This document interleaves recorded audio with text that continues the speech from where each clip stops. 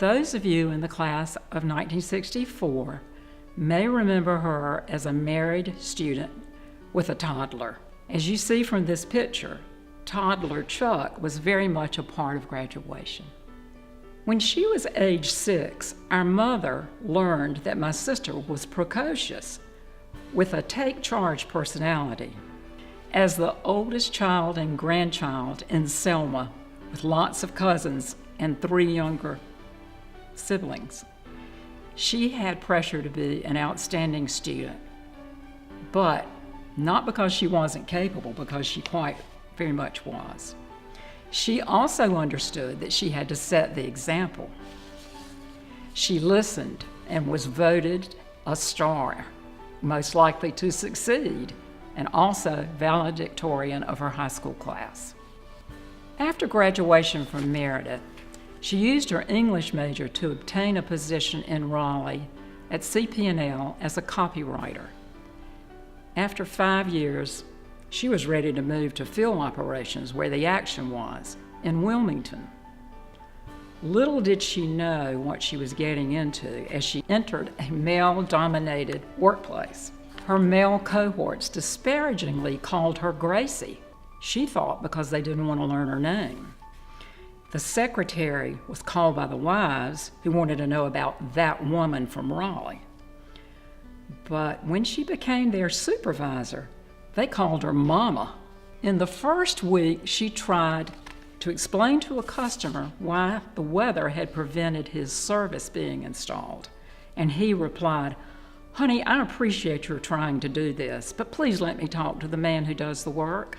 That attitude continued, but she began climbing the corporate ladder and breaking the glass ceiling while turning on the light in the ladies' room in every office. When she became Eastern Region Vice President, she oversaw operations from I-95 to the coast. She was responsible to over 350,000 customers and 330 employees. And she was only one of 6 women on the corporate chart. Hurricanes were especially busy, requiring her to spend day and night in the office. After Hurricane Floyd, she flew in a helicopter with several executives, oftentimes to assess the damages, only to have to return to give updates to the media. The Wilmington Star News conducted a series on leadership. According to a survey, Gayle was listed as the 7th top business leader out of 25. This also resulted in an article on lack of diversity at the top, still an issue today. A personal highlight for my sister was marrying Dr. Harry Van Velsor, a local Wilmington dermatologist, in 1980. Harry was a loving, supportive spouse whose happy-go-lucky personality kept life in perspective. Her children, Chuck and Susan, are her constant joy and comfort, especially since Harry's death in 2010.